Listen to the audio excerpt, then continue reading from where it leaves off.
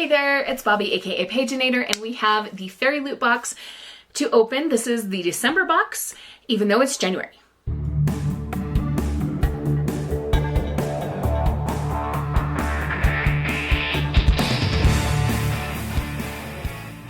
Before we get to the box, I want to point out something. Can you see this? Can you see this right here? So, look at this light. Okay, we've got the Deathly Hallows and we've got the HP on the sides and stuff. My cousin made this for me. My cousin is really talented, and she 3D prints stuff. That's part of her job, and she made this. She can figure out how to fix anything. Like, she's just super, super smart, that kind of stuff. And so there are lights inside of it, and she put a little like wireless power thing in there, and so she's pretty dang awesome. So I made her a junk journal for her birthday, and she made me that for mine. Okay, let's get into the Fairyloot box. As I said, this is the box for the month of December, and we will open it together so that you can see what's inside.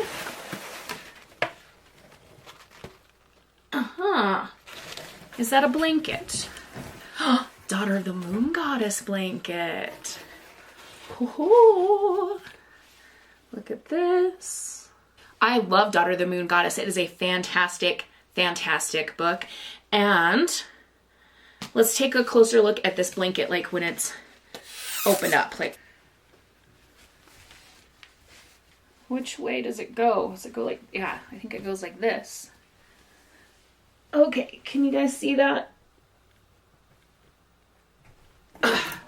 Sorry, it's not a very good look at it, but it is very beautiful. The designer is at Kuri Huang. All right, let's see if we can find the theme card before we get into the other items. All right, there is our card. The theme is dragon lore, and I'm going to set this to the side so I don't spoil myself. What is this? So we've got dragons and books. The Language of Dragons headband. Okay, there's a Velcro right here. And then on the inside, it's really soft fabric, kind of like minky fabric, if you know what that is. We might as well try it because my hair is already a mess. I went to the grocery store and had big headphones on. Even at my little local small town grocery store, I sometimes have some anxiety issues. And so more often than not, I will have big headphones on and listen to an audiobook or a podcast. And it's more of like a preventative thing so that I can stay focused on what I'm there to do, which is to get groceries. And, you know, if I see someone that I know, I'll wave, or if they want to talk, I'll stop my book and stuff and chat. But it just helps me to just kind of stay focused so that I don't have to deal with that kind of issue. It comes in really handy at Walmart too, and other like big crowded places. Okay, all that to say, my hair's already kind of messed up, so we might as well try on the headband. Let's see. Let's go like this. I have a weird head. So if I had long hair, this would be super cute to like have the long hair like coming down the sides and stuff. As it is, I'm probably not going to get a whole lot of use out of this other than like if it's cold outside and I need something to go over my ears. Because will it still attach if I put it over my ears? Yes, it will. So that could be an option for wintertime stuff. I do want to see if that was inspired by a certain book or something. So let's see. Okay, spa headband designed by at Flaherty Art. Inspired by A Language of Dragons by S.F. Williamson. Okay, we have some bookmarks in this little thing. It says The Night End with Fire, and it is designed by at Luxury Banshee. I actually need to not read the spoiler card till after I see everything, because some of the items now are inspired by the book of the month, and that it might have been that one I just read. I don't know. Oh, okay. These bookmarks have foiling on them, and then they're like black and white on the back side. All right, let's look here. This looks like a phoenix. And there's a dragon. We have 5 bookmarks here. A person, another person, and another person. And here is the back side. That's the same design on all of them, black and white, which I really like. Okay, so I'll look and find out what book or whatever that's inspired by at the end. What? I saw the word journal on something. Hang on. Journal stencils designed by @Duckhim. Journaling stencils produced for Fairyloot. Okay, here's a look at the envelope. Okay, I just saw the next item. It's not the book, but it's something else cool. And like, okay, we'll come back to that. We've got to look at the stencils here. Okay. Oh, this is fun. These are going to be great for bullet journaling. Look at all these different books. And then we've got other shapes here. We've got, look, some mushrooms, flowers, butterflies, a sword, a key, all kinds of fun things. Dragon. Fairy. Yay, I like these very much. These that will go with my bullet journaling stuff. All right, let's look at this item that I gasped over. Get it out of the plastic wrap for you. Ooh, that feels very nice. That's kind of like a suede-y finish, but look at this. Look at this. Do you see the dragon and the gorgeousness and yeah, yikes. Okay, so this opens up and then we have more gorgeousness with the dragon. Oh my gosh, these are bullet journal pages. They're dot grid pages and they're gold foiled. Ah, nice. So you probably have already seen my bullet journal reading journal setup for 2025, but I'm for sure gonna run out of pages. Maybe this one will be next, or if I want to use a bigger one, maybe I will find a special thing to do with this. Maybe this could be like just where I write exclusively about books with dragons in them. I don't know. But holy cow, that's gorgeous. Oh. Okay. We'll hold off on the tarot cards as well because they're usually now themed to the book of the month, and I can feel that the book is a chunky one, which is kind of exciting. Thinking about books with dragons in them, have you guys been excited for the next book in the Fourth Wing series? Because I already have my copy pre-ordered. Is anyone surprised? Okay, let's see. We've got the fairy scoop in here, so we'll come back to that in a minute. And we have our bookmark to match the theme card. All right, here is, purple sprayed pages. And, oh man, look at that. So Language of Dragons by S.F. Williamson. So it is the one that the headband is inspired by. Let's look at the side. Ooh, we got a dragon flying over a city. Oh, and there's a dragon wrapped around the clock tower in London. Big Ben. That thingy. Oh boy. What is gonna happen here? I'm really liking the color scheme of this. Like the purple, the pink, the teal. I like it. Okay. Oh boy. Holy cow. Let's look at the naked book. So we've got this red dragon who appears to be raging in this cityscape here. And then the dragon continues here.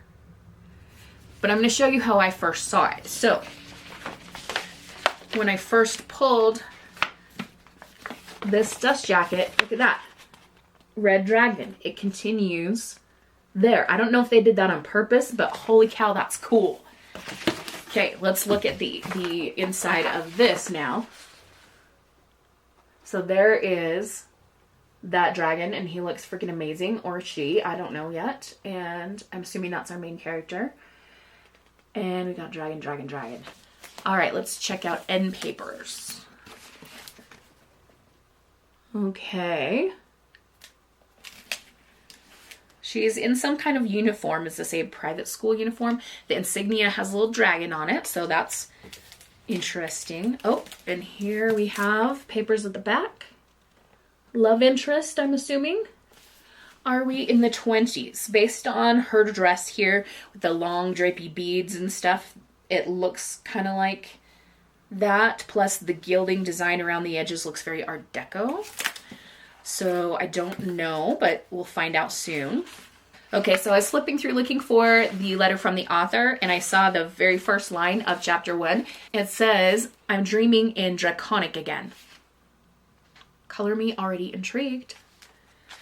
Okay, I found the author's letter, and it's like 2 full pages, but it is typed, so I won't struggle through the handwriting, which is good. Dear Fairyloot readers, Dragons at Bletchley Park. Oh my gosh, I just read another book about Bletchley Park not that long ago. It was like during World War II, like the place where they put all the smart guys to work on trying to break the Enigma. They code for the German Enigma machine. Oh my gosh, okay. So it appears I was already wrong about the time period, but that's okay. Dragons at Bletchley Park, Privilege in Politics, Rebellion, and a Priest in Training. I hope these sound as exciting to you as they did to me when I first began weaving them together at my desk in November 2021. I'll admit they took me to unexpected places. Battle scenes, I was prepared for. Code breaking and competition, of course. Dragonfire, inevitable. What I didn't know was that this novel would become so personal. Language and forgiveness are 2 things I never intended to write about when I began drafting A Language of Dragons, and yet they now find themselves at the very heart of its story, perhaps because they are at the very heart of me. My parents moved our family from England to France when I was 9, and I've since found myself suspended between 2 cultures, thinking, speaking, and dreaming in 2 languages. To be bilingual is to spend a lifetime trying to translate yourself. The person you are in your second language is not exactly the same as the you of your mother tongue. Musing about how dragons might communicate, how their very selves might be translated into something humans could understand, brought the linguistic labyrinth of my life to the forefront of my mind and pushed me to consider it in ways I hadn't before. As I wrote, I studied how 2 cultures bring with them very different emotions and expectations, how certain words often hold more weight in one language than in another, and how the way I express myself and the way others perceive me can change not just according to the tone and register I use, but to the language, dialect, or even accent I assume, and how some things are only translatable through the sacrifice of deeper meaning. During my university years, I understood that to not translate something, an occurrence, a perspective, a voice, is a dangerous type of censorship, which of course is why we need translators. So like my protagonist Viv, a translator is what I became, and my experiences became hers, although I'm very disappointed to say I never had the opportunity to translate Dragonese. Viv and I share other experiences too. She carries my own love of words, my eldest sister role, my privilege, anger and shame, my hope. Like her, I have been faced with the difficult task of both forgiving others and forgiving myself. The forgiveness, in my opinion, is crucial to our humanity. Across our individual lifetimes, we each undertake several different identities, revolutionizing who we are over and over as we are shaped by the places we go, the art we consume, the people we meet. We all make mistakes, some small and inconsequential, others devastatingly big. And yet if we are able to recognize those mistakes and atone for them in some way, then they will never define us and we can't let them go. If you, dear reader, take one thing from this book, I hope it is this, that like a dragon, you too can shed your old skin and start anew. I wish you all the very best as you venture into Britannia, and thank you so much for reading. Okay, so this sounds amazing, and oh my gosh, there's yellow on the bottom. I didn't even realize that, even though I was noticing the yellow out of the corner of my eye while I was reading. And I have this habit of, like, when I'm reading out loud, I get sidetracked with other thoughts, and I was hit with some crafting inspiration, inspired by the color palette that we see here. Okay, we need to read the Dust Jacket synopsis and then go back to the tarot cards and the spoiler and the newsletter and all that stuff. Okay, London, 1923. Okay, so maybe I was right in the 20s. So Bletchley Park, okay, so in the 20s they wouldn't have been working on Enigma at that point, but it was still in existence apparently as a code-breaking place. Okay, so I've got it situated in my mind now. All right. London, 1923. Dragons soar through the skies and protests erupt on the streets, but Vivian Featherswallow isn't worried. She's going to follow the rules and get an internship studying dragon languages. By midnight, Viv has started a civil war. With her parents arrested and her little sister missing, all the safety Viv has worked for is collapsing around her. So when a lifeline is offered in the form of a mysterious job, she grabs it. Arriving at Bletchley Park, Viv discovers that she has been recruited to uncover the secrets of a hidden dragon language. If she succeeds, she and her family can all go home again. If she doesn't, they'll all die. Oh, talk about high stakes. Did I just have an idea to possibly be able to switch this into my January TBR because of the high stakes situation? Yes, I did, because one of my prompts was a book with high stakes. Okay. I'm sorry. I'm just so happy about this book. I'm just like, I'm geeking out a little bit. Plus, I've had a lot of caffeine because I have had a nasty monster headache today. So I'm also caffeine jittery. Okay, let's keep reading. But the more Viv learns, the more she realizes that the bubble she's grown up in isn't safe as she thought. And eventually she must decide, what war is she really fighting? Okay, so let's go to the descriptions of the other items we've looked at, and then we'll do the tarot cards in the newsletter. So the journaling stencils, not inspired by any particular thing, but they were designed again by @DuckHymn, and that's spelled DuckHymn, like the hymn in church. The blanket we already looked at, spa headband we looked at, the journal designed by @by_Madeleine Design. Also not inspired by any particular fandom, but I mean the black and gold screams Fourth Wing to me, which just makes me think about how much I loved that book. Yeah, anyway, okay. Foiled bookmarks designed by @luxury_banshee. These depict characters from The Night Ends with Fire by KX Zahn. The characters are Malin, Sky, Lei, Tinglong, and a phoenix. I probably didn't say those names right. I am very sorry. Okay, tarot cards. Let's look at these. So this has got to be our main character, Viv, here. And then is this going to be the love interest? They are the 4 and 3 of planets. Okay. Designed by @Rosalind Arts. This month's tarot card set features Vivian and Chumana as the 3 of planets cards and Atlas as the 4 of planets card. So the guy's name is Atlas, and then Chumana must be the dragon. The characters are from A Language of Dragons by S.F. Williamson. Wow. Okay, this is an awesome box. Fairy Scoop tells us the January theme for our Young Adult box is Unholy Alliance. You will find items inspired by Belladonna, One Dark Window, Bonesmith, and our featured book of the month. Awesome! Alright, I don't remember being this excited by a Fairyloot box in quite a long time. I mean, it's always fun to see what they make, like send and, you know, that kind of stuff, but I mean, maybe it's just because I'm a nerd about dragons, or it's this particular book, I'm not sure, but I'm so flippin' excited. Favorite items other than the book, I'm gonna have to say the journal. It's always nice to have more throw blankets, though I will say, because a couple years ago when my house flooded over with the town sewer system and all that stuff, I lost a lot of blankets. So it's good to just have some, that way I don't have to do laundry as often washing the blankets. Leaves more time for crafting and reading, okay? Be nice.